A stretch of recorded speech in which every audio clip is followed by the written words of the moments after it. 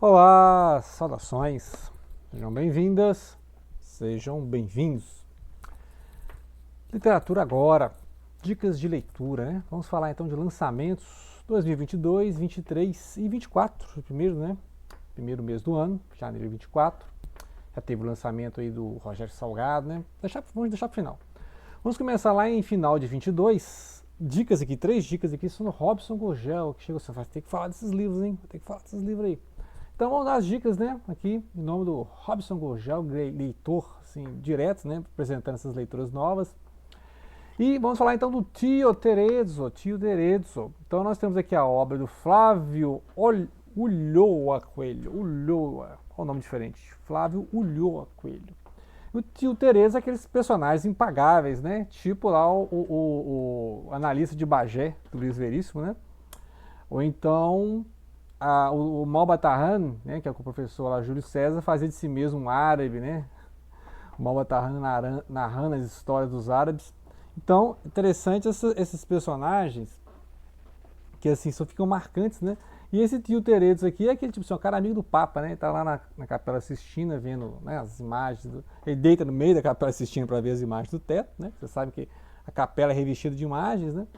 E aí o próprio Papa aparece lá e se deita ao lado do tio Terezo para ver né, as belezas da Capela Sistina, assim, impagável esse tio Terezo. E quase ganhou o Nobel da Paz, né? Quase ganhou o Nobel da Paz, só que um general lá arrependido ganhou o Nobel. Então, assim, é um personagem impagável, né?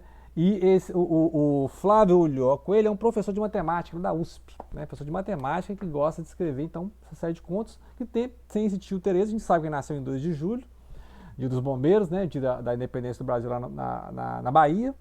E esse tio Terezzo, que é o irmão da mãe, né, então é um tio materno, né, irmão da mãe, e vive nas tretas com o cunhado, que é o pai do narrador aqui, né? Ele não sabe que é o narrador, que pode ser o próprio Ulloa, né?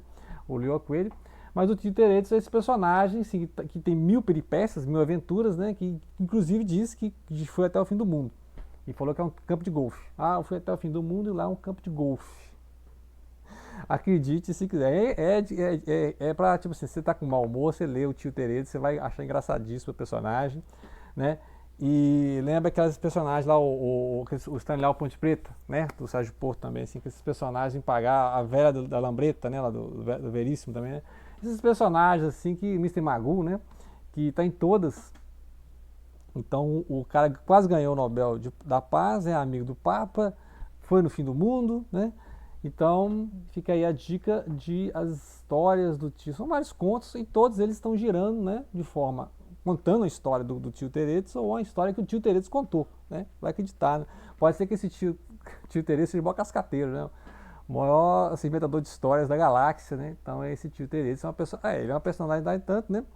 Que a forma como o sobrinho fala dele que é sempre assim, admirável, né? Oh, tio Tereza. Só que parece que o pai é aquilo, né? O cunhado não leva muito a sério esse tio Tereza, não. Esse cara aí é um falastrão, né? Fanfarrão. Ok? Então fica aí a dica, né? Impagável os contos, né? As histórias do tio Terezzo.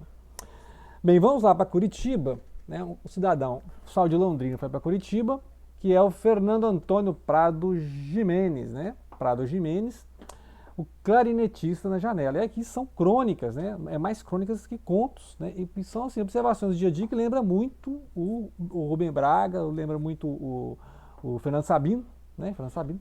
E são, ou seja, é a pessoa na janela, a pessoa no transporte público, né? Fala muito do ônibus lá de Curitiba. E agora em BH também tem nesses ônibus móveis, né? Lá é os tubos, né? O ônibus dentro do tubo. Que é esse transporte veio para BH lá na época da Copa, né? 2014. E então ele vai contando essa história no aeroporto, né, no avião, né, os contos das pessoas no avião. Então, assim, são contos e crônicas, né, contos crônicas, que são observações do dia a dia. Então, do cotidiano, de uma frase que ele ouviu no ônibus, de uma frase que ele ouviu no avião, né, alguma frase de um passante na rua, está andando pela rua. Então, essa capacidade de pegar coisas do dia a dia, né, e transformar em crônica, né, que a crônica é isso, né, a crônica é uma coisa escrita para jornal. Lembrar que começou lá, né, inclusive o caso do Monte de Andrade também escrevia crônica para jornal. Clarice Lispector também escrevia crônica para o jornal.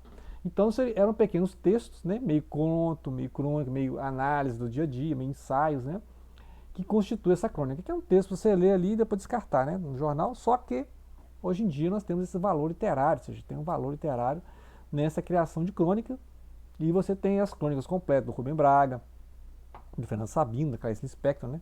Que resgatou essa forma literária que existia antes como apenas ali um acréscimo do jornal. Você comprava o jornal de manhã, vinha as notícias do dia e você recebia também as crônicas, né? As crônicas do jornalista, né? O pessoal assim, que era jornalista também era escritor, né? O Rubem Braga, né?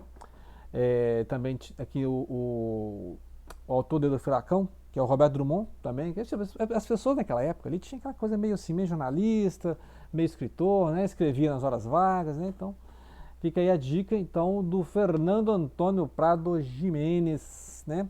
Que saiu de Londrina e mora em Curitiba, professor universitário, né? Então assim, também muito leve, né? Leitura leve, né? Para ler no ônibus, ler no metrô, né? Quem quer ler no metrô. Uma leitura um pouco mais densa é As Filhas Moravam com Ele, que aí o André Justo, que também é poeta, né?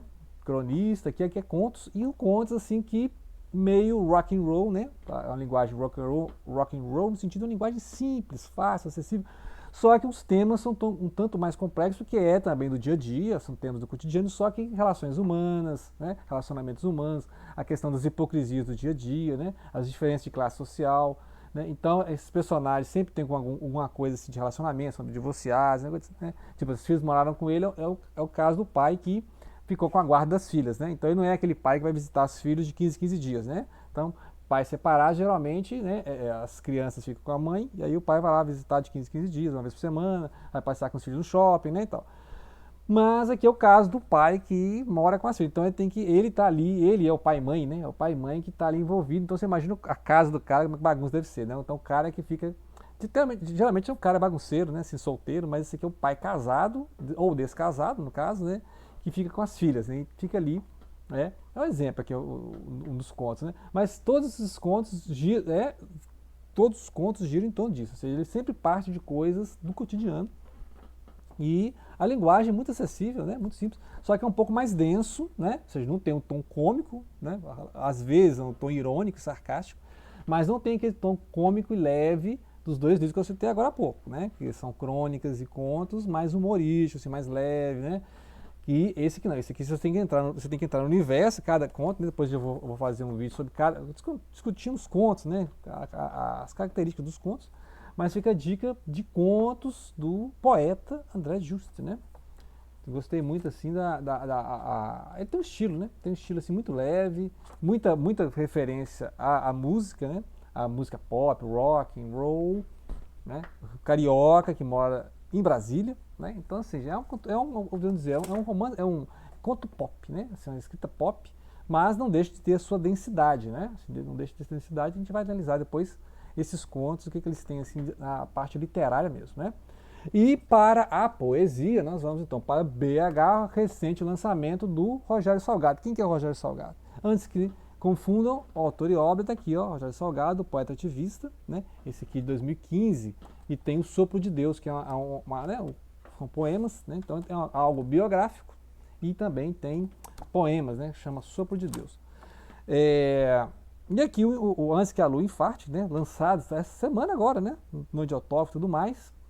Tem um artigo que eu escrevi, né, no meu blog também sobre esse livro, que é assim, aquela poesia de maturidade, né? Assim, é uma poesia de maturidade que lembra muito o Claro Enigma do caso do Monte de Andrade, aquela poesia assim, sapiência. Sabe o que é a poesia de sapiência? É uma poesia em que você já tem uma voz lírica que vai te ensinar coisas da vida, né? Ele já tem uma bagagem, tem uma experiência, e aí aquela voz madura que tem no Claro Enigma, é uma voz já de uma pessoa de 50 anos ou mais, né? E que vai...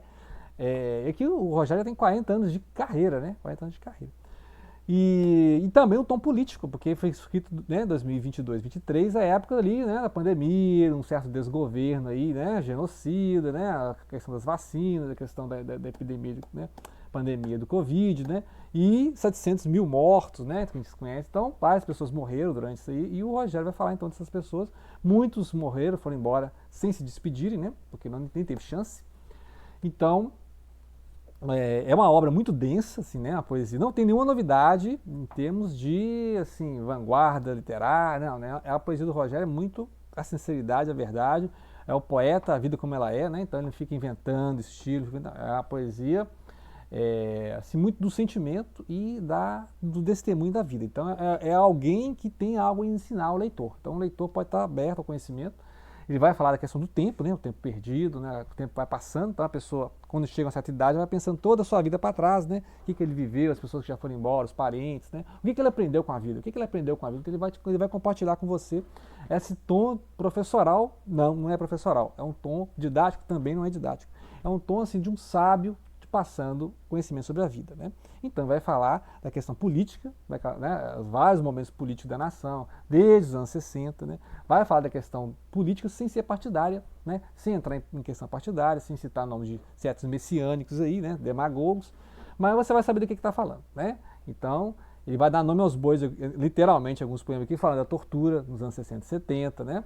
Então ele vai falar dessa hipocrisia do cidadão de bem, né? Que vai depredar prédio público em nome da ordem do progresso, não é isso? O cara se enrola na bandeira do Brasil, vai depredar prédio público.